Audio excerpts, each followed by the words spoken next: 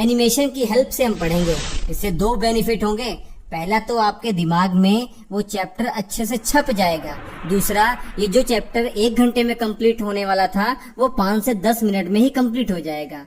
तो आज हम शुरुआत करते हैं पहले चैप्टर से, और पहले चैप्टर का नाम है भारत की स्थिति और विस्तार। सबसे पहले तो ये बेसिक बात जानिए कि हमारा प्यारा भारत एशिया महाद्वीप का हिस्सा है और हमारे प्यारे भारत में 28 राज्य और 8 केंद्र शासित प्रदेश हैं। हमारे भारत का कुल क्षेत्रफल 32,87,263 वर्ग किलोमीटर है। पूरे विश्व में तुलना की जाए तो ये मात्र 2.4% है। मतलब पूरे विश्व में जितनी भी धरती है उसका 2.4% ही हमारे पास है। और क्षेत्रफल के हिसाब से 7वें नंबर पर है हमारा प्यारा भारत।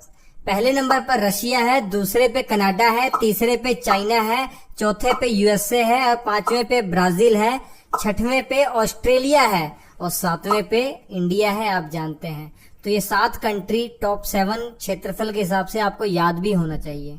ऐसे ही जनसंख्या के मामले में हमारा प्यारा भारत दूसरे स्थान पर है पूरे विश्व में। हमारे भारत की जनसंख्या की बात करें तो 121 करोड़ जनसंख्या है 2011 की जनगणना के हिसाब से। पूरे विश्व का 17.5% हमारे पास ही है। और पहले नंबर पर चाइना, दूसरे पे इंडिया हमने बता दिया, यूएसए तीसरे पे है। भारत की अगर लोकेशन की बात करें तो अगर हम 0 डिग्री अक्षांश या जो भूमध्य रेखा को अगर आधार मानेंगे तो हमारा भारत नॉर्दर्न हेमिस्फीयर में है, उत्तरी गोलार्ध में है। लेकिन हम 0 डिग्री लॉन्गिट्यूड या 0 डिग्री देशांतर को अगर आधार मानेंगे तो हमारा प्यारा भारत पूर्वी गोलार्ध में स्थित है। तो इस प्रकार हम कह सकते हैं हमारा भारत पूर्वी गोलार्ध में और उत्तरी गोलार्ध में है। हमारे भारत का जो उत्तरी बिंदु है वो लद्दाख में पड़ता है। इंदिरा कॉल इसका नाम है। 37 डिग्री 6 मिनट उत्तरी अक्षांश है। ऐसे ही मुख्य भूमि का जो दक्षिणी हिस्सा है इसके latitude 8 degree 4 minute north latitude है और ये जगह तमिलनाडु के कन्याकुमारी में पड़ती है। इसका नाम कन्याकुमारी भी है और इसे केप कैमोरिन भी कहा जाता है। और उत्तर से दक्षिण की जो दूरी है वो 3214 किलोमीटर है। हमारे भारत का जो सबसे पूर्वी हिस्सा है वो अरुणाचल प्रदेश में है, किबिथु नामक जगह पर। यह बिंदु 97 डिग्री 25 मिनट पूर्वी देशांतर है। और ऐसे ही जो सबसे पश्चिमी बिंदु है 68 डिग्री 7 मिनट पूर्वी देशांतर सर क्रीक है, गुजरात में पड़ता है। और इन दोनों के बीच की जो दूरी है 2933 किलोमीटर है। पूर्व से पश्चिम जो दूरी है 2933 किलोमीटर है। लेकिन एक और इम्पोर्टेंट बात, हमारे भारत का जो सबसे दक्षिणी हिस्सा है वो अंडमान निकोबार द्वीप समूह में पड़ता है। इसका नाम इंदिरा पॉइंट है। पिग्मेलियन पॉइंट भी इसे पहले कहा जाता था। इसके latitude 6 degree 45 minute north latitude है, मतलब उत्तरी अक्षांश है। ऐसे ही परीक्षा में पूछा जाता है कि सबसे पूर्वी राज्य कौन सा है, सबसे पश्चिमी राज्य कौन सा है, सबसे उत्तरी दक्षिणी राज्य कौन सा है। तो याद रखिए सबसे उत्तर में जो राज्य है वो हिमाचल प्रदेश है। अब जम्मू कश्मीर नहीं है, वो केंद्र शासित प्रदेश हो चुका है। सबसे दक्षिण में तमिलनाडु है, सबसे पूर्व में अरुणाचल प्रदेश है और सबसे पश्चिम में आप जानते हैं गुजरात है।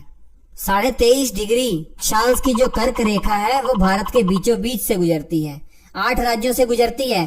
पहला गुजरात है, दूसरा राजस्थान है, तीसरा मध्य प्रदेश है, चौथा छत्तीसगढ़ है, 5वां झारखंड है, 6वां आपका वेस्ट बंगाल है, उसके बाद 7वां त्रिपुरा और 8वां आपका मिजोरम है। तो ये 8 राज्य हैं जहां से कर्क रेखा होकर गुजरती है। याद रखिए 23.5 डिग्री उत्तरी अक्षांश। भारतीय मानक समय रेखा जिससे हमारे भारत का समय निर्धारित होता है ये 5 राज्यों से होकर गुजरती है। 82.5 डिग्री ये पूर्वी देशांतर है। 5 राज्य, पहला उत्तर प्रदेश है, दूसरा आपका मध्य प्रदेश है, तीसरा छत्तीसगढ़ है, चौथा उड़ीसा है और 5वां आंध्र प्रदेश है। और ये भी परीक्षा में पूछा जाता है कि जो ये रेखा है 82.5 डिग्री ये नैनी से होकर गुजरती है। उत्तर प्रदेश के प्रयागराज के पास नैनी जगह है, वहां से गुजरती है। मिर्जापुर भी इससे नजदीक है। हमारे भारत की जो ये अंतर्राष्ट्रीय मानक समय रेखा है इसका और जीएमटी का अंतर 5.5 घंटे का है। हमारी जो आईएसटी है जो मानक समय रेखा है वो जीएमटी से 5.5 घंटे आगे है। एक और बहुत इंटरेस्टिंग बात आपको मालूम होना चाहिए, भारत का जो सबसे पूर्वी हिस्सा है अरुणाचल प्रदेश, सबसे पश्चिमी हिस्सा गुजरात, इन दोनों के बीच में सूर्योदय का जो अंतर है ना वो 2 घंटे का है। मतलब अगर मान लीजिए अरुणाचल प्रदेश में 5 बजे सूर्योदय होता है, तो फिर गुजरात में 7 बजे सूर्योदय होगा।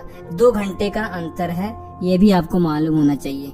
क्यों अंतर है ये आपको पता ही है कि हमारा जो अर्थ है वो अपने अक्ष पर एंटी क्लॉकवाइज रोटेट कर रहा है। मतलब अगर दिशा की बात करें तो वो पश्चिम से पूर्व की दिशा में जा रहा है। तो इसलिए सूर्योदय सबसे पहले अरुणाचल प्रदेश में होगा, उसके बाद गुजरात में होगा।